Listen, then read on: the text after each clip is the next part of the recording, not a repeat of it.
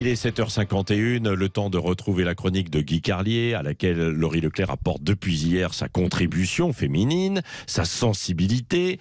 Et il faut reconnaître que les premiers retours sont plutôt bons, évidemment. Donc, je vais vous laisser, Laurie, avec Guy. Hein, je vous laisse. Hein, oui. Je vous laisse tranquillement. Oui, bonjour Patrick, bonjour à tous. Je suis d'autant plus touchée par tous ces compliments qu'hier, je n'ai pas pu prononcer un seul mot, malheureusement. Oui, c'est vrai, mais c'est le temps qui passe. Le temps est notre ennemi implacable. Il nous a pas permis effectivement d'entendre votre voix, chère Laurie, mais rien que votre présence a tout changé. Par exemple, souvenez-vous, lorsque Patrick Roger nous a raconté son dîner de notable de Seine-et-Marne, eh bien, la scène, somme toute banale, où Patrick Talquet, un notaire obèse de sous-préfecture, prenait soudain, par le simple fait de votre présence, une dimension romantique, je dirais shakespearienne. En tout cas, aujourd'hui, tout va changer, car vous allez pouvoir parler. Cette chronique vous sera entièrement consacrée. Nous allons apprendre à vous connaître. Allez, c'est à vous. Qui êtes-vous, Laurie Leclerc? Alors bonjour, je m'appelle Laurie Leclerc et donc... Ah mais c'est dingue. Elle vient à peine de prononcer 3 mots et nous voilà déjà sous le charme mystérieux de la femme française.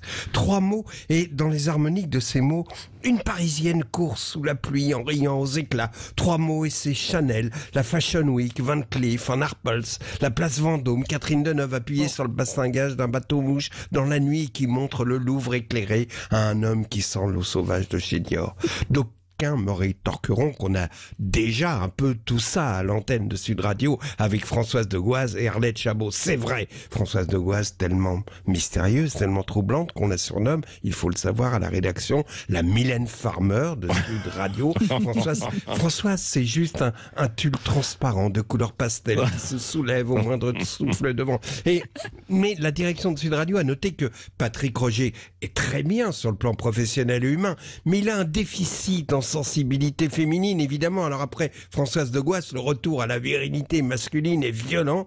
Et voilà pourquoi, chère Laurie, vous êtes parmi nous.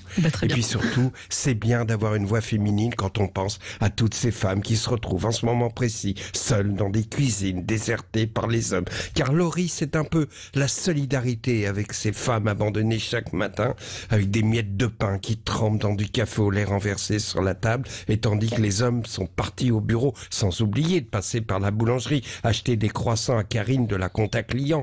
Elles vont récupérer les vêtements qui traînent dans les chambres des ados pour faire une lessive. C'est drôle la vie. Au moment même où dans une effluve d'eau de toilette de Loulou de Cacharel, Karine, votre mari offrira un croissant à Karine de la compta client qui le remerciera d'un baiser. Au même moment, vous serez à plat ventre dans la chambre de votre ado de fils à récupérer avec le balai les slips qui y traînent. Alors mesdames, Laurie, c'est votre revanche.